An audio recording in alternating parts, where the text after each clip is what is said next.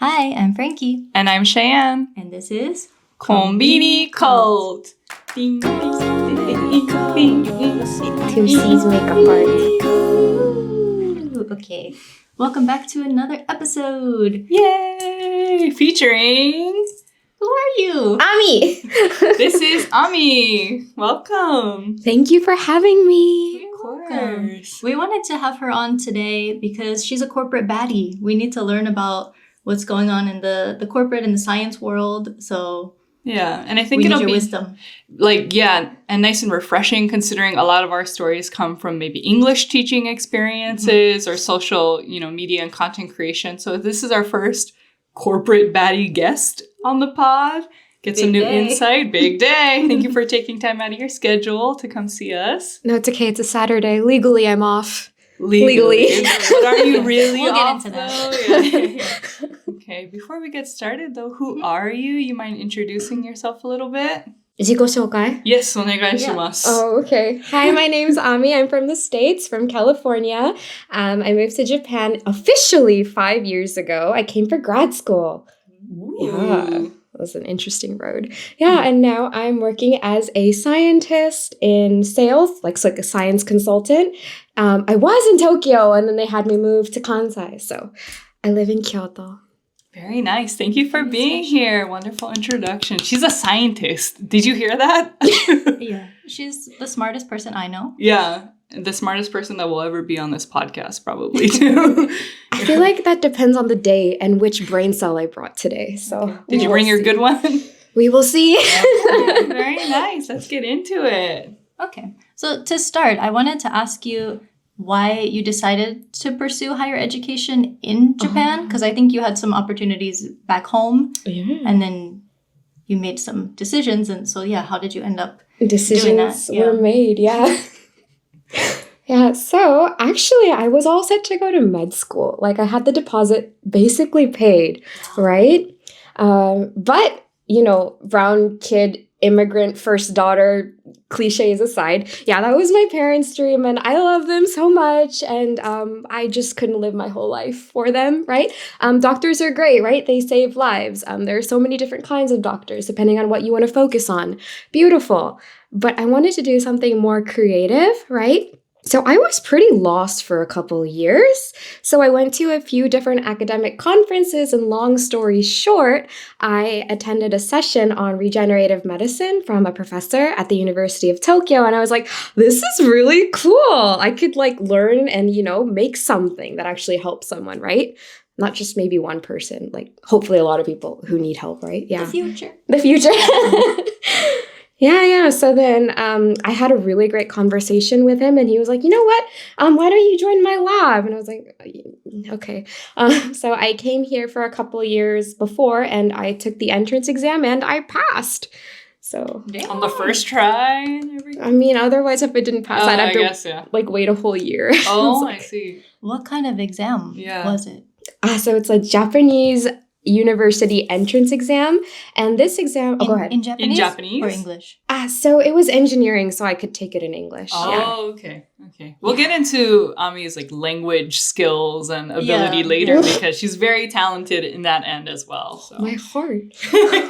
Yeah, I see. So how did your parents take, the news of you kind of shifting gears and all that? I think they're still adjusting. Because how long ago was that, you said? How many years did you? Oh my gosh. Oh my God. I came during COVID. So I took the exam 2019, right? So, oh my God, it's been almost 6 years. Crazy. And you said they're still adjusting after that. Yeah, I see. I think it's because they've only known medicine, right? Immigrant lives. Love it. No.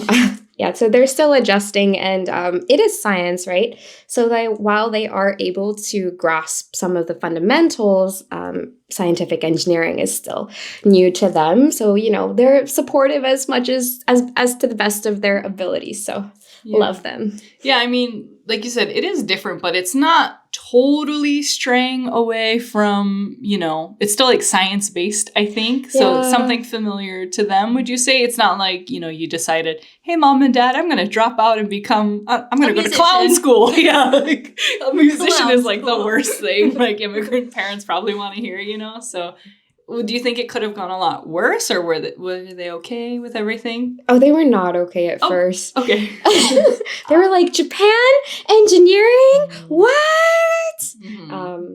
At that time, still, America was thought of as an interesting place to live, as a decent place to live, right? Things are changing now, right? But they were like, why would you leave a high-income place like the States and go to Japan? And I was like, yeah, my soul was calling. Fair point. I mean, it's still a fair question with the weak yen. Yes, yeah. At that time, the yen wasn't crumbling. Exactly. That's very true. You said COVID 5 years ago? Yeah. Did you have any interest in Japan before that? Like, did you do any kind of exchange program here, or had you traveled here before? I mean, I watched Sailor Moon, but I didn't know it was Japanese. Like, I knew they were same. Oh, yeah, a lot of people have that answer, actually, yeah. So that was your first introduction to, I guess, after figuring out it was Japanese? Yeah. I was like, oh, Tokyo. Oh, that's in Japan. Like, something in my brain, clicked. I was like, okay.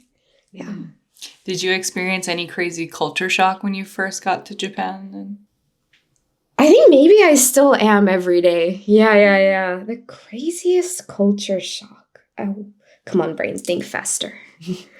We can come back to it. Go back. Yeah. Let's come back. No worries. Culture shock. Okay. So what actually did you study? What is your degree in? Is it a master's? Is it a PhD?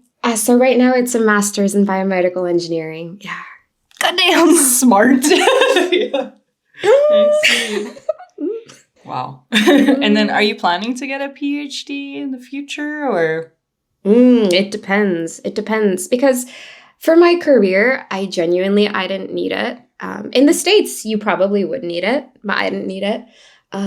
If it were to go to a PhD level, it would only be when I feel like I could have more control, right? Because a lot of grad school is you do what your professor wants to do, right? So I would definitely want more control over what I research. Yeah. I see. Yeah. So when you graduated, you started working for a pretty major company. We don't need to say the name of the company. Can say it. No, it's fine. Okay. Name drop if you want. I liked Sony. It was a good place to start. Actually, they recruited me, right? So, and they gave me this great start. So it was a good place. Yeah. Why did you end up leaving that company and then pursuing other stuff? Good question. Again, I was recruited to start. So I was in grad school and I was recruited for an internship at Sony in their life science field. Yeah. And it was nice because, Sony is headquartered, the headquarters is in Japan, right? No, it was a good place to start my career. And the reason I accepted Sony over Google was because I wanted to stay in biology, right? Mm-hmm. And also I had fun at my internship at Sony, and yeah, it was nice. What was the question?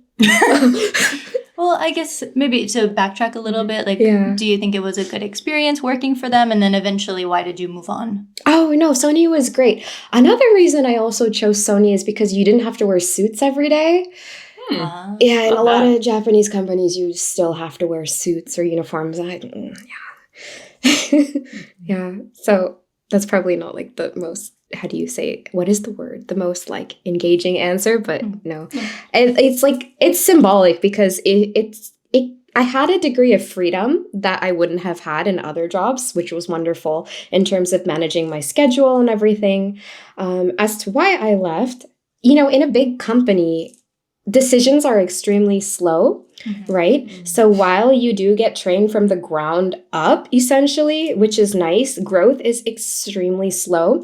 So a lot of people do outgrow that environment, but they stay because they have families, they have and it gives you a sense of stability, and in a Japanese company, what's nice is it's really intensely hard to get fired as a seishain, as a permanent employee, right?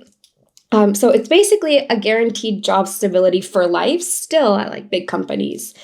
Yeah, but it just got really boring and I'd learned everything I had learned and I feel like I was working so much, but the pay just wasn't there, you know? So when I got recruited for the startup I'm working at, the pay was like almost double. So I was like, oh, damn. Yeah. So I was like, okay, bye. Yeah, that's nice. Yeah, they did try to stop me a lot, but I was like, if you can't match the salary, Yeah, so it was like no hard feelings. You were just ready to move on to a different opportunity. You know, you enjoyed your time, but it was time for you to move on. There was a little bit of hard feelings in terms of like workplace politics. Like politics as in the sense is like, you know, in a big company, you see exactly where decisions come from, right? And if you can't respect the source of the decisions, it's like, it's time to move on. Yeah. Especially in Japan. I mean. Oh, yeah. Yeah. I'm surprised. Like, I don't know. How long did you say was your quitting process at? Oh, so my interview process was actually pretty smooth. Within like 3 weeks, I had like the offer letter, right? Wow. Yeah. So then I told Sony, I was like, bye, I'm leaving. They were like, no, don't leave. But I was like, I mean, yeah, it was time. So within like, I gave them a 30-day notice. So yeah.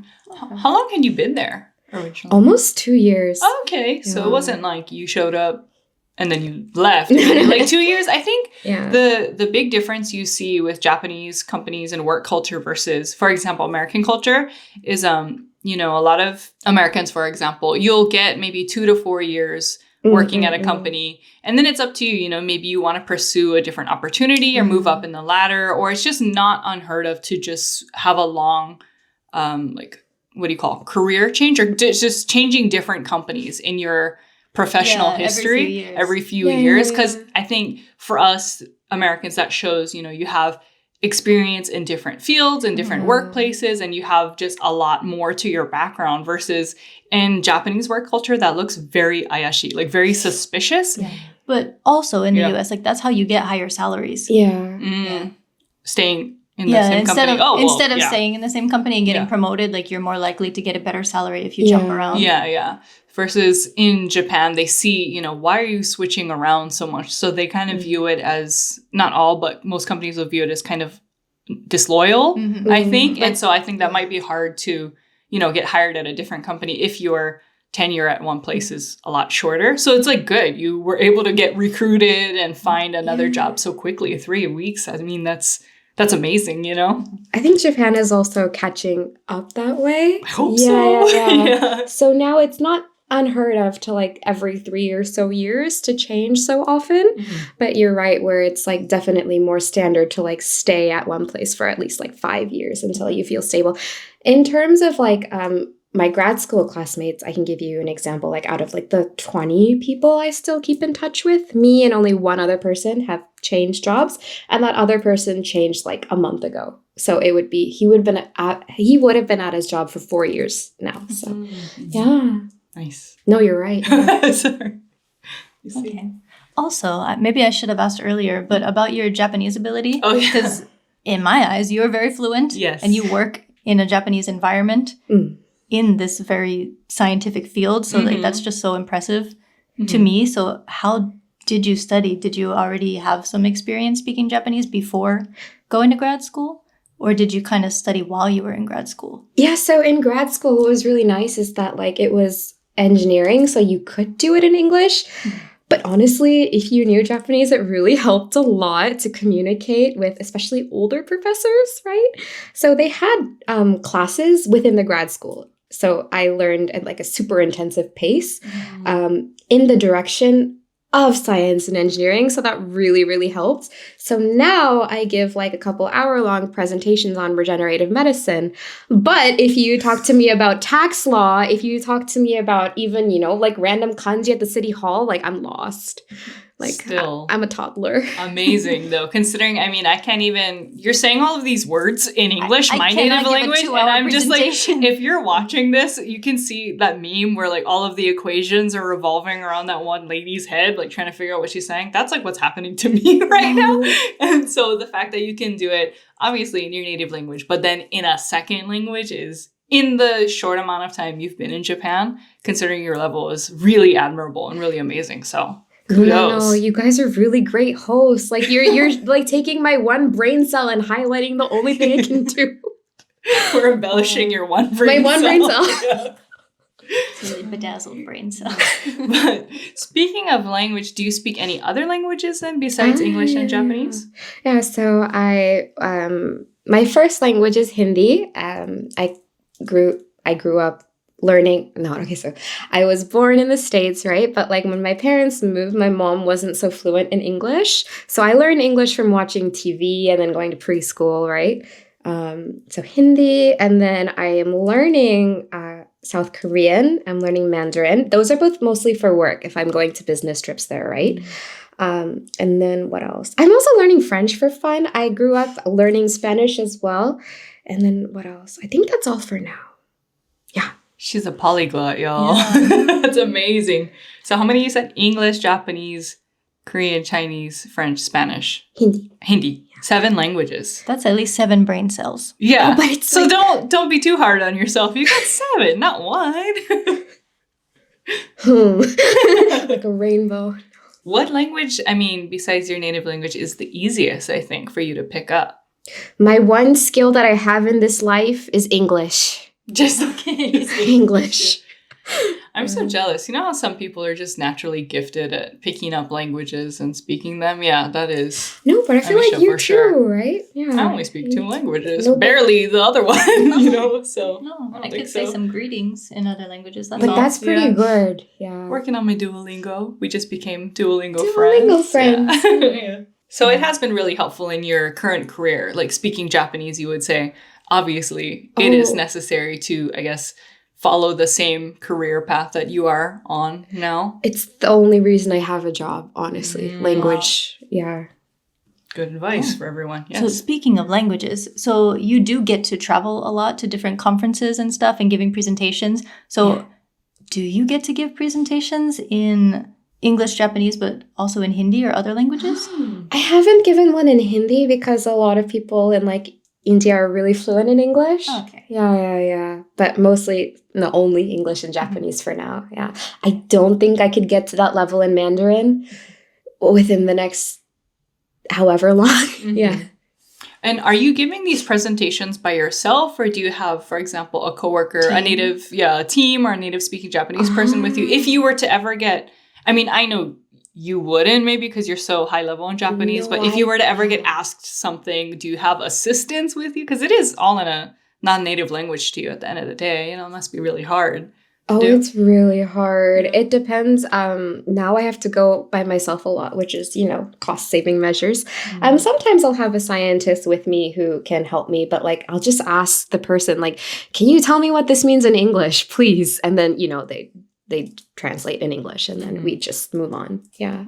That's awesome, though. Still crazy. I've never given a big presentation in front of, well, how many people do you give these presentations in front of, first of all? It depends. It can be any person. Like if I'm going to an individual lab, it'll just be like the professor and like, a couple of their, professor and a couple of their, technicians and everything. So it can be anywhere from like 5. I think the biggest presentation I gave was at a conference. So it would have been about 100 or something. Yeah. But wow, that's a big audience. And have you always been good at public speaking, or is this a skill you developed, over time while working this job, or how do you feel about it? I mean, I've always loved talking. That's good. Yeah. It's like such an honor that like people take time out of their day to like come listen to like me talk about whatever, right? So it's just like super fun. That's good. Yeah. After working for Sony, then you were recruited by a startup company. So how would you describe what that company is? Like, what is the goal of the research? Oh, that's a really good question. So normally, what we specialize in is cell sorters. So basically, let's imagine that like I'm drawing your blood, right? But I'm only interested in the immune cells, right? So normally what you do is you stain those immune cells with like a color molecule that like lights up when you pass it by a laser, right? The laser will make the molecule excited and the molecule will light up basically, right? What we're doing at this startup is essentially we're trying to find a way to separate those special cells that we're interested in without staining with that molecule, right? Because if you stain, you can't really put those cells back into a patient, for example, because they've been tampered with an extra protein, basically, right? Yeah, so we're using a lot of AI to try to isolate those cells. Yeah, so the good use of The AI. good use, I was going to say. No AI one should out be there should used. be like, no, AI, like for a real purpose, you know, Yeah. a good purpose. Yeah. yeah. I mean, we do plug it in with like a normal like voltage thing, so I hope we're not doing too much damage. I see. AI for good. Yeah. Yeah. It's like we need it here, you know? Mhm, Yeah. mhm. Interesting. I mean, I kind of, you know, the joke, I think it was a joke in a sitcom once where you're all adults, but there was one character, they really had no idea what his job was. He had kind of had like a grown-up job, but they're just like, what do you do? That's kind of the level I was at with you. I was just like, I know she has a really important job. She has a corporate baddie, but also not sure the extent of that. So you explaining that now, I'm like, oh, Yeah. it's really cool. It's really Yeah. interesting. I Yeah. feel like I get it a little bit more. A little now. bit more. A little bit more. My one brain cell is working hard to excited. understand. Yeah. Ooh, I'm still learning every single day. So, And how do you like that job so far? I mean, is that somewhere you also want to stay kind of long term and really build up to it, or? no, I think I just have a couple months left. Oh. Yeah. Okay. Well, so is this the same company that recruited you, or is it? It's the same one Oh, that okay, recruited me. Yeah. And do you say a couple months left because you are also just ready to pursue a different opportunity, or is this, I don't know, contract wise, you're only meant to be there for a certain amount of time anyway? Or- Oh no. I think they probably won't let me leave again. They can't let you go. Yeah. I see. So if you're considering, you know, leaving, what is your next move? What kind of job are you interested in doing next?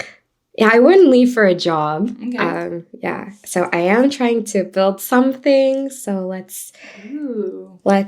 keep cheering for it one day at a time. So. Do you want to tell us a little bit about what that Sure, is, or is sure. it too soon? Oh no. Yeah. So I'm trying to build Ami & Co, which is a regenerative beauty brand. So first, I do want to, because there's so much marketing out there, right? People are going to Korea for like a stem cell facial and getting exosome treatments. But it's like, that's great, but like...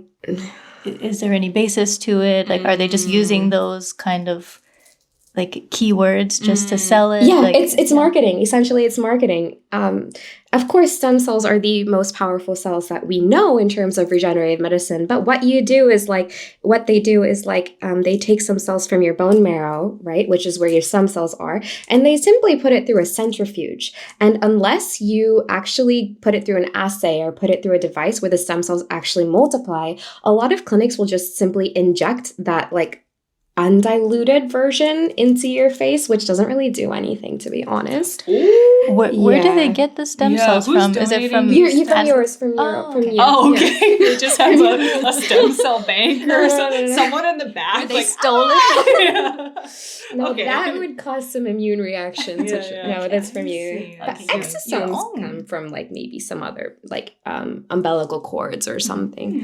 Interesting. Yeah. But again, if you just put it in the top, it doesn't really do anything. So what's more important than the ingredient, and also this is for skincare too, is the mechanism of delivery, right? And that's why a lot of like Japanese beauty brands actually are pretty like baller, because the way that they deliver the ingredient, it's amazing, right? So I really love how in K-beauty you have like new ingredients every single day, but do those ingredients actually reach a place where they make a difference? You know, that's like, yeah. Ooh, That's not what calling we're them working out, on. but I had no idea. I mean, because when Right, you no think one of like knows. skincare, it's always K-beauty, right? And so to hear a different perspective on it in a scientific approach, me pretending I know words, is like really interesting. So Yeah. when did you decide that this is something you want, you know, to build and you want to make your own company? So I think the more you get to know yourself, right, the more it's like life takes you where you're meant to go. Yeah, and I've grown up in a tradition where like beauty is seen as something like shallow, yet everyone pursues it, right? So why not make it like accessible and like put the knowledge out there so people don't get scammed, right? Yeah. So good question. When? I think I'm still learning. Yeah. I love that. Very inspirational. Yeah. It's still like a baby right now. It's just me and my computer. So. Well, if you ever need a test subject, I mean, go. Someone a product review, I'll do it. Yeah. I'll be a guinea pig. Let's do it. You already have beautiful skin, so I don't know how much I can help you, but Okay, then help me. You also have beautiful skin. My friends are too pretty. So also to backtrack again a little bit, you said something to me before about the amount of overtime that you do at your current company. And they we're had getting to, into like that. Get permission or something for your crazy amount of overtime from the What's government. going on there? She works a lot. You're always somewhere on the go. So in Japanese companies, actually what's happening is like workplace reform where the government's like you're only allowed to work a certain amount of overtime, right? And what is that amount? Per month, 60 hours overtime. Okay. So it's like about like a 12, 14-hour day. Yeah. It's not crazy. Well, actually, it kind of is if you're doing it every single day. It's really bad. It's a long day. Yeah. You can admit it. It's really bad for your health. It's really bad for your mental health. Yeah. It's like it's modern day slavery. So what a lot of my classmates do is that in their companies, what they do is like they don't log their overtime after 60 hours because it's the government limit. So let's say you hit that 2.5 weeks in, the rest of the days, it's like you're working for free, basically, like unpaid overtime, essentially. Because you have to get your work done, right? But you can't log it that you're working. So I got to the point where I stopped not logging my overtime. And I was like, you know what? If I'm being a slave... Wait, slaves didn't get compensated. Never mind. So yeah, I was like, if I'm... Indentured servant? Yeah, that's a better metaphor. I don't know. If I'm... literally crushing my soul, right, to meet certain targets for random investors, you know, I might as well be compensated. So HR got really mad at me like month after month after month. And I was like, you know what? I'm doing this amount of work. So I'm doing the work of 4 people, right? And you expect me to fit that into this short amount of hours? It's just not practical, right? Especially when you're launching the instrument, right, which is what we use to sort cells, it's like that takes at least 2 hours, right? So there's 2 hours right there that I could be doing making slides or whatever. So then they were like, okay, fine, whatever. So they asked the US government, they asked the Japanese government, could you please extend our, overtime cap so this person can, not be illegal. Yeah. Good job. Good job. Standing your ground on that one. Yeah, and I feel like people should, yeah. People definitely should, but I understand it's people maybe they feel like they can't, or it's just exhausting to put that effort into. Yeah, so that's it's really exhausting. Yeah, again, admirable that you really stood your ground on that. So, but it also helps. It's like you can't get fired. So maybe you did have a leg up on that, but it's good using that for good. Yeah, I think you should use every single strength you have to get the life you want. Yeah, that was very inspirational. Hit me in my heart. Has it gotten a little bit better with the overtime since this kind of like headbutting situation? No. Oh, but. Would you say it was for nothing then, or no? You get paid. I get paid. Yeah, right. So I get paid, and my manager is actually in England, so he's like, "Why are you working 3 times more than I am?" And it's because we're selling 3 times more than you are. So it's like, yeah. Sorry, I just thought about what I'm going to do on Monday.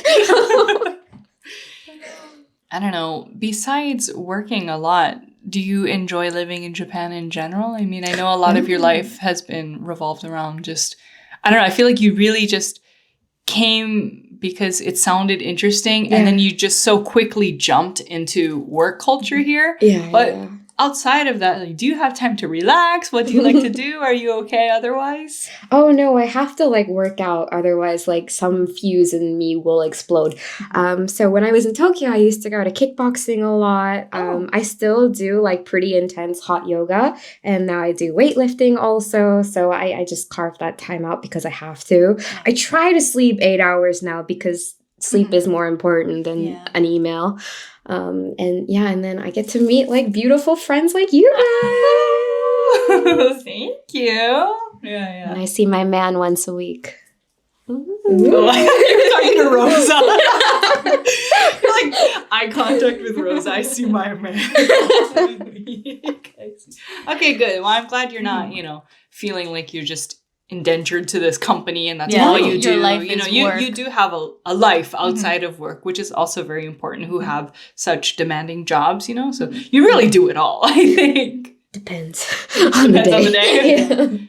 Yeah, but I mean, as Rosa told us earlier, you need 2 times a month, you need girl time. So we have that today. We're going to do Galentine's next week. So we get to do all of the fun things. We're going to have pizza, have coffee, go to karaoke, have dessert, and have Mexican food. I'm very excited. I mean, my 2 days of girl talk a month was yesterday and today, kind of. So to have a third option, I got a bonus day. I'm like, it's the best month ever. Yeah. But the timing is so unfortunate because, like I mentioned, I'm moving away next month, right when Amisha moved here to Kansai. So that really is unfortunate. But we're not too far away.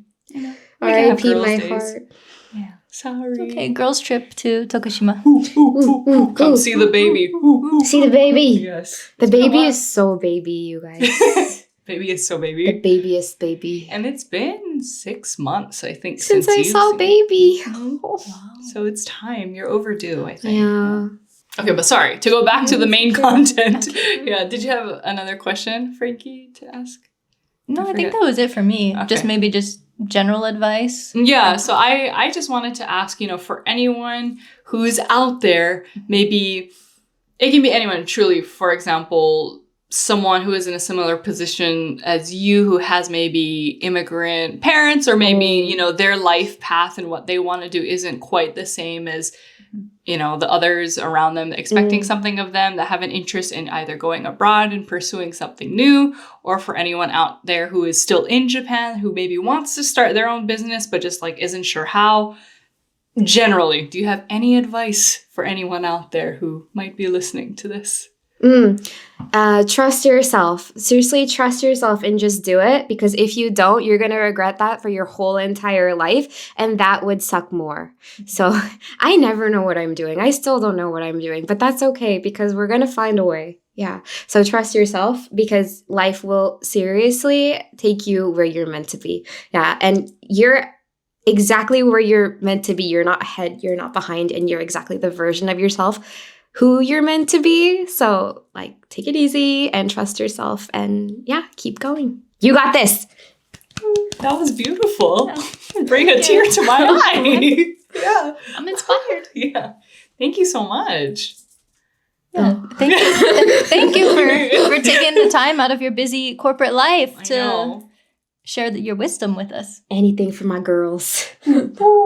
I hope this was useful. I think it was. I'm sure. Yeah, I mean, if you even help just one person out there today, I think that's a lot. You definitely helped me. I mean, I felt very motivated after that advice. Thank you, We got this. Got this, yeah. Seriously, one day at a time, I think. One day at a time. Trust yourself. Trust yourself.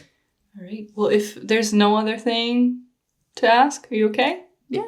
All right. I'm good. Well, thank you so much for being here for this special guest episode. Thank you, Amisha, for being here. Thanks for having me. Of course. She's a busy science lady, so it was fun to just yap and have some girl time. So love girl time. Perfect. Yeah. Let's go eat a snack after this. Okay. Bye. Bye. I love your nail. Oh, I love you.